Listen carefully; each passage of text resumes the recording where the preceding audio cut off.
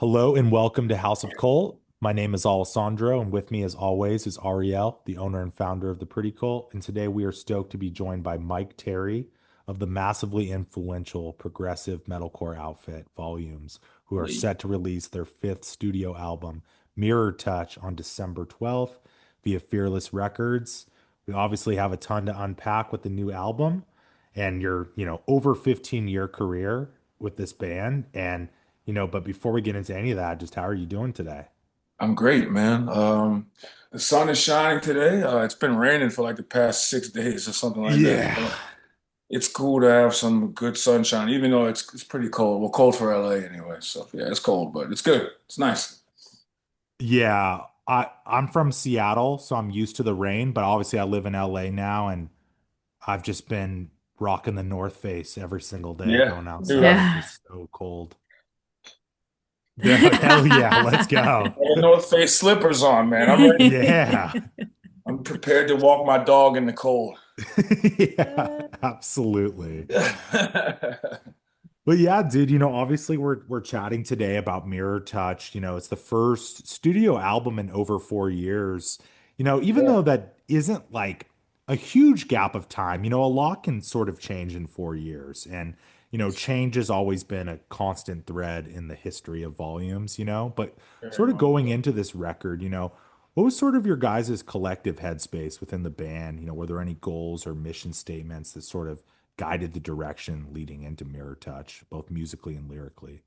For I mean, to be completely honest with you, we just wanted to make sure that we could get through it and just to complete it and, you know, give the best product that we could that, represented how we all felt and just our current state of mind and being for that time. It's actually 4 years to the day. Today Oh, is wow. Happier came out. Someone just messaged me that's like, happy 4 years to Happier coming out. I was like, wow, it doesn't even feel like it's been that long, man, but I mean, that's crazy. So I think that for us going into this album, especially like because it has taken so long, I think a lot of the views have changed a little bit, but overall, we just wanted to make sure that we could complete it and get it done and, have something that we could be proud of to stand by at the end of the day. Yeah, not to mention too, like with Happier, it came out kind of at the tail end of COVID, but like I remember the rollout being you guys made the big announcement that, Michael Barr had rejoined the band and everything and new music, but it was like right in the thick of COVID, which I can imagine was like pretty tough. Yeah, it was at the very beginning when we played Japan in that February of 2020, and that was Michael's first show. We just dropped Holy Water. That was like the first rollout song that we were going to put all that out together. And then 3 weeks later, we got sent home for the pandemic. So that kind of derailed everything that we had planned. Like we had couple like touring plans. We had a bunch of tours planned, lined up for that whole time. So that kind of sent us into like a wild tailspin. So it was just kind of like that process, that length of time for us to get from there. We had to get past the COVID, get past like, the whole state of touring and everything that was going on there and how difficult it was and having to, get the shot and if you wanted to play shows like it was a very weird time to be anything and I feel like even now we're just now starting to like kind of get back to some sense of normalcy, you know what I mean? So Definitely. it's just been a wild time, so and that all having that in that mindset all funnels into let's just make sure we can get this album out. Like if is there still going to be a music industry for us to play to Yeah. it was just kind of like a really tumultuous time for us. No, I can imagine for sure. Yeah, can't imagine. Volumes has lived through many ups, downs, tragedies, departures, reunions, and major shifts in identity. How has the current iteration of the band grown from those experiences? And, what does your dynamic kind of look like today? working together and how have past, challenges kind of maybe brought you guys together closer as a unit? Well, definitely, it's the all the things that we've been through, you know, countless things, all the way down to the tragedy, losing Diego, that whole thing. You know, it kind of pickles you, it kind of makes you, it puts you in a weird place where like you can either keep going, give up, but it hurts and there's a lot of pain and all of that kind of stuff. So for us trying to find the fortitude to make it through all of that definitely has brought us closer because we've had to lean on each other in order to make it through, And we all, we argue like anyone else. I think we're like a married one big married couple. Yeah. And we just beef and but we all at the heart of it all, we all want the same thing. And we are a team, and we're all still brothers, and we're all still here. And so, we may fight, we may cuss each other out, we may, maybe it may get a little crazy, but at the end of the day, we're all still in this together, man. So at the worst of it, we were all we had, Yeah. and that's the kind of Hmm. thing that's kind of stuck us together. So, that's the one thread that I know for myself is when times get difficult or, we have issues within the band or things aren't going right. It's just I think back on, what got us to this point, like Yeah. what's really important here. And like it's not the ego, it's not the flaring up, whatever is happening at the present time. It's like it's bigger than us, it's bigger than any one of us. It's about the music, you know what I mean? Yeah. Yeah, man. That's beautiful for sure. Yeah. Mhm. Yeah, and obviously this is your second album, as co-vocalists together, you and Michael. Yeah. On Happier, I can imagine I can imagine it was probably a bit of a learning curve on how to collaborate with each other, Yeah. especially kind of giving the unusual path where you initially stepped in to replace Michael, but then he returns, Gus leaves, you know, how did you sort of move past, especially with this record, any hesitations or creative boundaries you might have had in the beginning? And, it sounds like like you guys are really complementing each other perfectly on this new album. We've had the chance to listen to it, and it feels like you guys have really cracked the code on that balance. And I'm kind of curious how that has evolved between the way you guys divvy things up. Yeah, well, for the first album, it was definitely weird because I mean, Michael and I have been friends beyond Volumes. So it's like Yeah, when I joined Volumes the night before we even announced it, he and I talked, had it out, hugged it up, hung out, drank beers, called it a day. yeah, It was never problematic before anything yeah, between he and I. So when he came back, it was cool, but it was also I had spent what 5 years singing with Gus, so it's like I had built this rapport with this other person. And as me and Michael and I are friends and we hang out, but we never really worked like that together. So it was pretty weird. It's like dating someone new. You yeah. go to the movies, you get a little, go get ice cream. But you don't do anything major. You don't really crack into it until second and third date. You know what I mean? So with this album, it was cool because we spent more time together writing and like in the same room, whereas like Happier we wrote together, but it was more like session work because a lot of it was for COVID. We were doing stuff all over the place, so we didn't really have the intimacy of being able to read each other in the studio and being able to like pick like pop off of what the other person is, where they're headed, what that direction is, because it's like there's a certain magic when you're in the room writing with other people and like collaborating and everyone's putting their ideas in and like it could start off on one idea, but you guys through an inside joke or someone say something funny or someone messes something up and then you have a completely different song and it like you didn't even know it was going to go that way. So like having having those kind of experiences really helped to shape the album, I feel like, because we just came from a place of honesty and we were just like, all right, we both know what we can do. We both are like, we know what we're capable of, our strong points. So it was like, well, a lot of it, we pushed each other. We'd be like, all right, normally I would take the I would take the chorus. You do the chorus this time. Then I'll do the verse. It'll be like we'll switch it up because we had so much time to experiment and like just to try stuff out that we weren't afforded that time on any other recording processes that we've had so far. So I think that that was really key for us to really, you know, see what the other person was about, you know what I mean? And just there was no like preconceived notions, just like, all right, let's just rip it together, you know.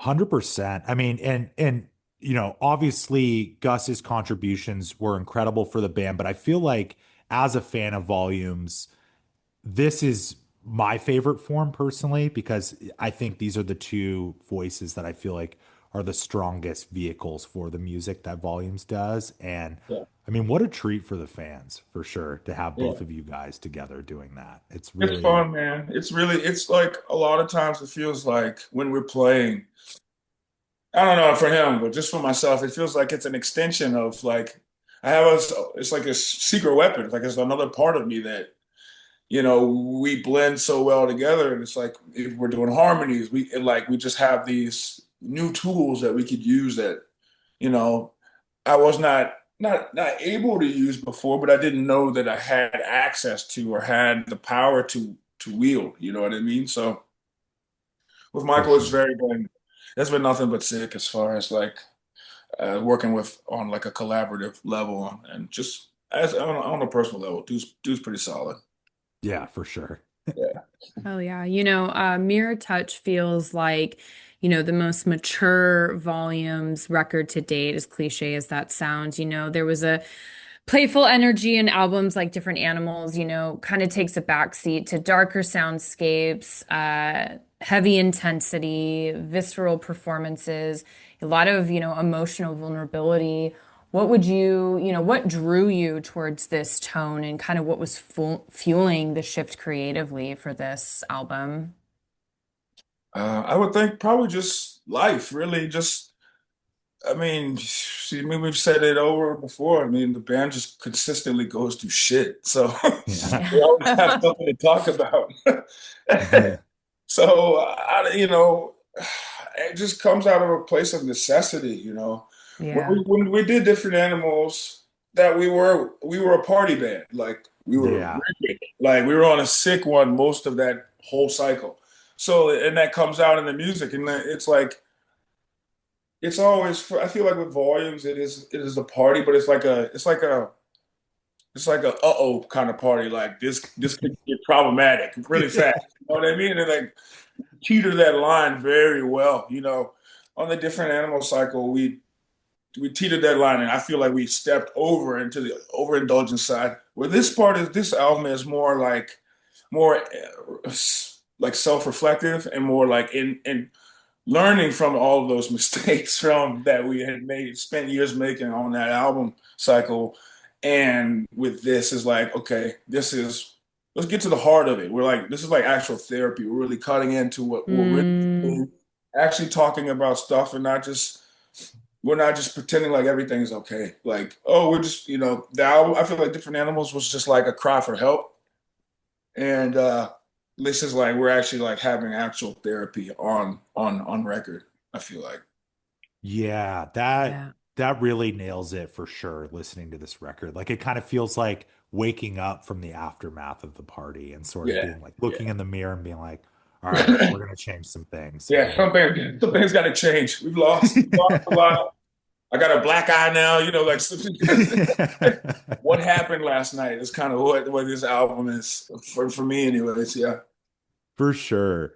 I think what's so cool about this record too is I feel like it has a little bit of every era of Volumes in it. But you also have some new things too. Like you have those more industrial flavors on songs like Soap, Sidewinder, and Suffer On. Has still a bit of that like hip hop swagger as well that's always been in your DNA. But then you've had these like really beautiful, like melodic, you know, anthemic songs, songs like, Bad Habit, or my particular favorite track on the record is Adrenaline. I think that is yeah. definitely my favorite song on the record. And I, I'm really just kind of curious what were some of those influences that went into the record? What were you guys listening to? and also would just love to just kind of dive into Adrenaline because I think that's my favorite Volume song I've heard in probably A soft, 7, 8 years. guy. That's It's that's the beautiful. that's the Yeah. baby. That's the cradle right there. That's the baby's cradle. Yeah. Um, yeah. This. I mean, this. Yeah. This the album just came from a dark draw. Yeah. Yeah, pretty much. And without being redundant, it's just the band has been through a lot, and Yeah. it just was very cathartic to write in such a way and just have access to new sounds and just new methods to approaching the writing. Daniel Bronstein, who's really he's like key ingredient to the Yep. volumes, was also in volumes at the beginning. So he's like he knows what's up. So I think with Yeah. him and in things in his own life, uh, I think with this band, he's able to take a lot of liberties that he normally wouldn't may not be able to do. Hmm. And we're crazy enough to go with it, and it usually comes out pretty sick. So it's like if it's cool and it's awesome, and when we try it, if it tracks and it sounds good, cool, we're gonna use it. And if it doesn't, no hard feelings. We'll try again and do something else until we get something that we feel comfortable with. So just having that freedom really just there was really no like no holds barred really. We could just do whatever we want. Yeah, definitely. My next question was honestly about Dan Bronstein. Obviously, I've gotten to know him quite a bit over the last few years through the Spirit Box camp and everything. And I mean, such a talented guy. And it's crazy. Like, you know, this was a band that he sort of started back in 2009, right? Like Yeah, in his bedroom. And now, has multiple Grammy nominations now under his belt. And yeah, has always kind of been like the unofficial fifth or sixth member of the band, yeah. and I, I'm just kind of curious, how that creative partnership with him has grown. You kind of mentioned that he gets to take more creative liberties, with the band, but I can imagine like he played a lot of the guitar parts on this record. Yeah, pretty much. I think the majority of the guitars were done by him. Yeah. Uh-huh. So I mean, he's got a nasty hand, so that Yeah, also helps. And you know, our signature sound, is R.I.P. to the God.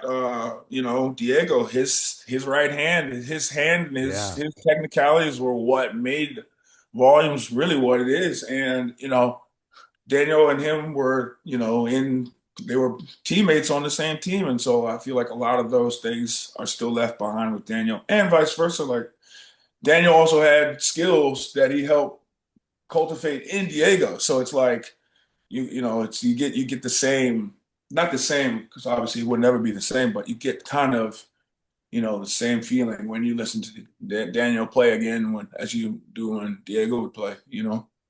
yeah. And did you guys do the whole record up in his spot up in the valley? Yeah, Yeah, yeah. Yeah. sick. Oh, well, That's awesome. we worked well, most of the music was tracked at Dan's. Yeah, Yeah. We did yeah. vocals in a couple different places just as time would allow or space and schedules would allow. We did a couple of different studios, but for the most part, it's all done at Dan's. Absolutely. Yeah. I mean, kind of speaking of just like how long and rich the history is, like, obviously, this band has been around for 15 years. You came into the band, like, I think around like 2016, if that maybe 2016. sounds right. Yeah. But, obviously, the band's been around for, 15 years. And I can imagine it's probably very surreal to look back on that. But I think one of the things, the thing I was thinking about the most while listening to this record last night is, you know, how much it's maybe not mentioned enough how much of an impact Volumes music has had on modern metalcore to some, to many degrees. I think there's you guys definitely get your flowers when it's necessary, but I think it could be given a lot more in terms of Mhm. your contributions. Yeah, yeah. I'm just wondering if you kind of ever think about that because it really does feel like Volumes was so much the blueprint of what we are seeing with a lot of modern metalcore today. I mean, even as a fan, as a fan, and since I wasn't in the band for what the first half of the band that they were in existence, as a fan on the outside, I could definitely say, yeah, they were like groundbreaking. I remember seeing them. I'm from Virginia, so when they would come to Fredericksburg, and I was just like, what in the what? First of all, there's brown people in the band. Nope, like there's only one white dude. So automatically I'm in. I'm in. I'm already in. I'm already in. And then it says they have this, and then they like vibing and grooving, and Rod's got long hair and he's bass, he's killing it, and like the bucket hats and like this West Coast crazy swag that nobody had at the time. It was like mind blowing, man. It's like seeing Slipknot for the first time. It's like, Yeah. what are we watching right now? This is crazy. So, to go from that and seeing that and then just watching how the band has progressed and then being able to have the honor to be a part of that and then see how that develops and just where we've gone, and it's mind blowing, man. I think about it sometimes, but I feel like for myself personally, I'm so caught up in trying to keep it moving and keep moving the needle forward that I don't really take the time to go and look back over what we've done. I really didn't really start to do that until recently, especially we did that 15-year anniversary show a week or two ago. Hmm. And that's like around that time when I'm like, we're listening into all the songs that we were going to play and putting like going through the discography and how many songs I hadn't heard forever. Like, Yeah. like concept of dreaming, some of the ones I hadn't heard before or hadn't heard in so long. It's just like, dude, the reach is far, man.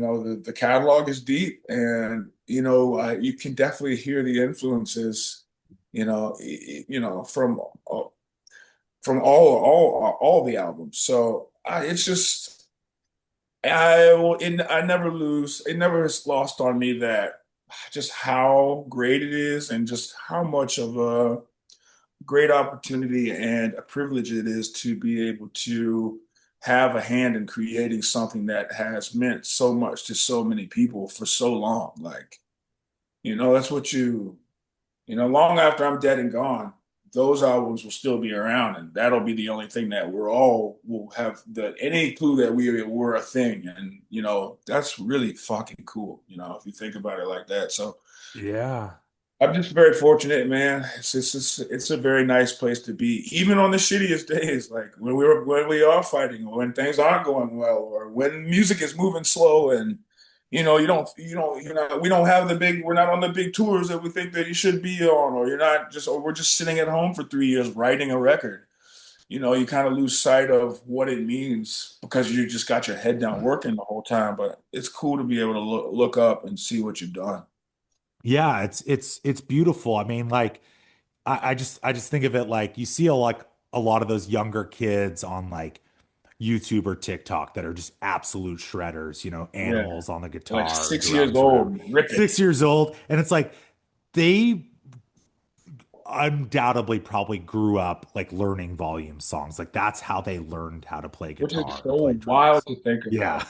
It's Because I so was I wild. was Yeah. like Silverchair or like Corn and Smashing Pumpkins, Yeah. Mm. like that kind of stuff. So for like some for that for for someone for volumes to be that for someone else is humongous. It's crazy.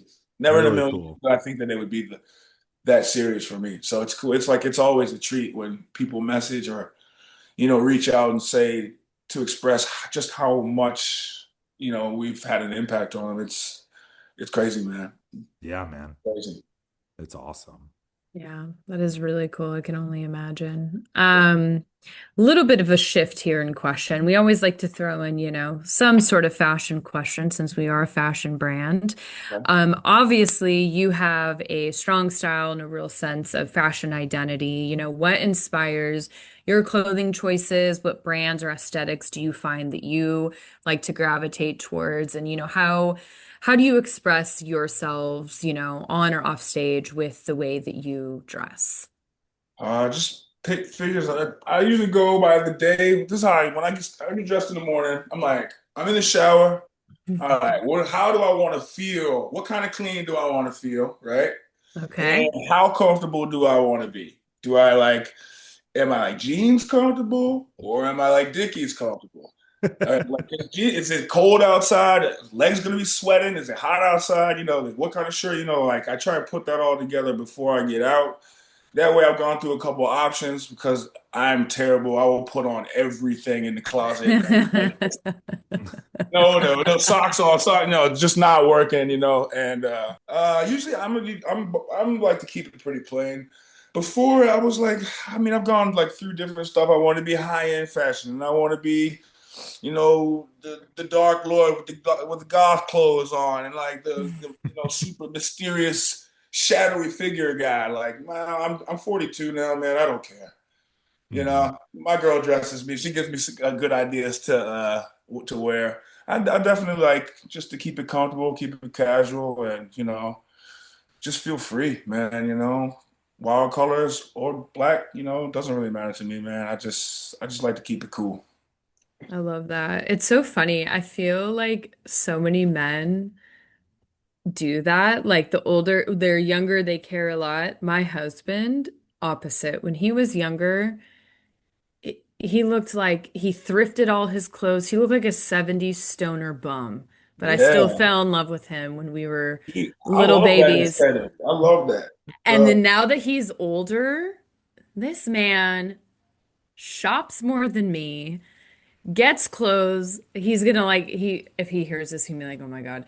Literally like 2 nights ago was doing like, babe, I need to do a fashion show. I have all these clothes. Like we just came back from Japan and we got like stuff and then he Yeah. got new things and he wanted to make all these outfits and he's like like it's not even me and I own the clothing brand. He's the one that's like now the older he gets, which I love, his fashion sense gets better and better, but I'm like, Because I'm the one that owns you've exposed them to it. Now yeah.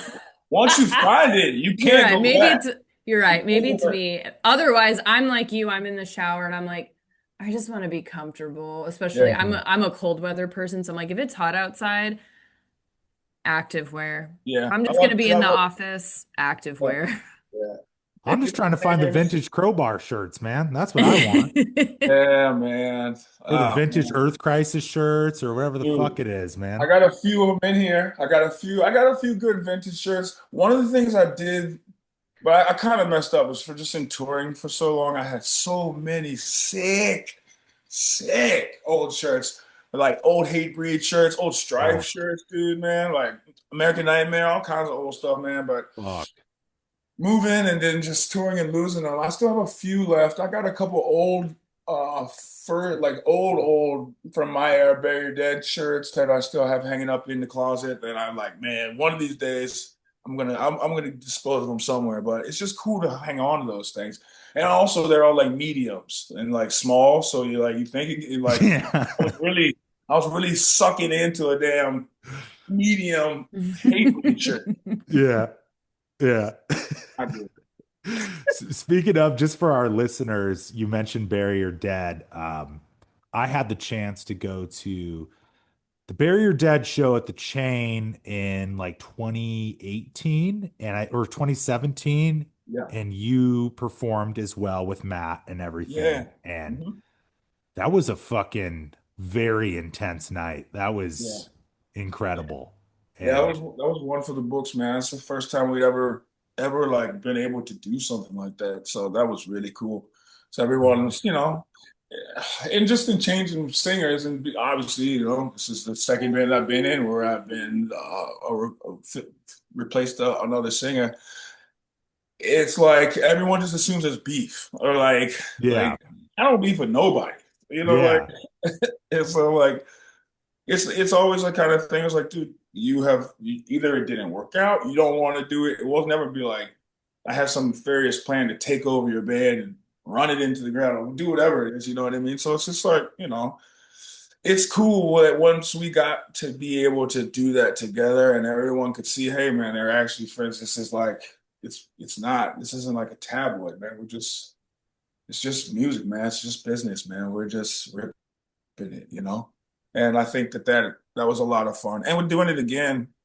Well, oh, recently was really really cool for the last time. It's really really it was a very cathartic way to close things off for me. Just because you never really like most bands just break up. They don't have like a last show or like a Hmm. definitive, this is the last time we're ever going to do it. It's usually something happens, someone dies, some tragedy, and just you never get to index it, you know? Hmm. So with this, it was really like it felt good for my heart that I could put it to rest that way, you know, and be on display for everyone that we were all boys, we were all family, we all wanted to have hands in the way that the band turned out. Not it wasn't just any one person, you know. Absolutely. One more side tangent about Bury Your Dead, if you don't mind. Yeah. It's funny. Were you aware of the rumors that Bring Me the Horizon were very inspired by God, what the fuck is the name of the Bury Your Dead record? The one that has Magnolia and all the fucking heaters on it. Oh, beating the breakdown. Is it? Yeah, beating the No, breakdown. no, the one Right? before that. No, the one before Cover your that. tracks? Cover Your Tracks. Okay, yeah. Were you aware of that rumor? Because like if you A/B the album Suicide Season by Bring Me the Horizon and Bury Your Yeah. Dead's Cover Your Tracks, and all the love to Bring Me the Horizon, of course, but Oh, yeah. it is like shocking how much of an influence that record was on that album. I mean, yeah, we knew. We knew. Yeah, okay, yeah. We It's, knew. there's like it's like We knew. blatantly I mean, well, obvious. here's the thing. Well, we did like there we did one of their we took them out on one of their first American tours in Yes. 2007. That we shared a bus together and got extremely close. Yeah. And so it's like there we were, I think we were in the middle of writing self-titled, I think. Yeah, Yeah. self-titled at this point. Yeah. So we were in writing mode. And then like him and Slim, and I mean Slim, he's a fucking monolith. He's Hmm. mastermind, especially of that bouncy one note, noodle note, kind of stuff. And they took it back to England and went crazy with it. And it's all more power to him, man. But I mean, I mean, we knew for sure. I mean, but it wasn't like I mean, Ollie and I had conversations about it, and it's just like it was a friendly thing, Oh yeah, yeah. It's flattering. It's amazing that Yeah, no, it seemed like a flattering, yeah, like a I total think a like lot of people love took letter it. to your music. Yeah, a lot of people took it the negative way, which I never really did. I didn't. I mean, yes, there were similarities, but I mean, that's just flattery. I think that's fucking sweet and you guys did it well. It'd be different if they copied the style and thrashed it and it didn't come out good. Then be like, hey, There oh, were chill. there were a couple bands that did that too. Yeah, yeah. I mean, Yeah. we have seen that done before, but with them, they did it. They actually, I mean, clearly they did pretty well for themselves. So Yeah, I think they play pretty, I think they did decent it right. sized shows now. Yeah. Yeah, and Slim went on to be in Bring Me for a little while. So there those Really? elements. Yeah, he played with them. I think for like a year and a half, maybe, or something like Wow. that. I th I think yeah. I forget which album it was off of or what cycle it was on, but yeah, he was in the band for a little bit. So I mean, yeah, I mean you can't escape those allegations one way or one no matter how you split it. 100%, dude. Well, just a couple more just quick questions. We always like to ask on this podcast, you know, if your band, Volumes could score any film from any era, which one would you choose and, and why? Oh man, wow. For me personally, I would do like 28 weeks later. Oh, hell yeah. 'Cause Mm. that was such a stressful movie. And the Mogwai who did the actual soundtrack for that Hmm. is like one of my favorite bands. So like just the way they did it and the way they made it feel, I feel like we could do something that would be kind of close. And I mean, obviously it's a lot heavier, but I think we'd be pretty sick. Either that or like DayZ or some kind of like crazy apocalyptic, you know, thriller or something like that. I like that you went with 28 weeks later, like just the middle movie. Like Yeah, that that is one's not serious. represented enough. Like No, it's slept Idris on. Elba in it, fucking going Yeah, for it. Jeremy Renner. It's great. I could it totally is. see that. Yeah, it was a good one, man. That was crazy. I like the newest one. I mean, it was good, but it was just I felt like it was too comical and like it wasn't taken seriously like the other ones were. Like the other I ones agree with that. felt I like there was a unfortunately problem. agree with it now. Yeah. Yeah, yeah. Well, this one is like, especially the dude walking around with his wiener hanging all out. Like, why, bro? Where did you find that thing? Get out of here. Everyone needs to follow Volumes, listen to the new album, and they need to just pay attention to what's Pay happening, attention. what you guys Yeah. drop. Myke, thank you so much for taking the time to chat with us. Bye.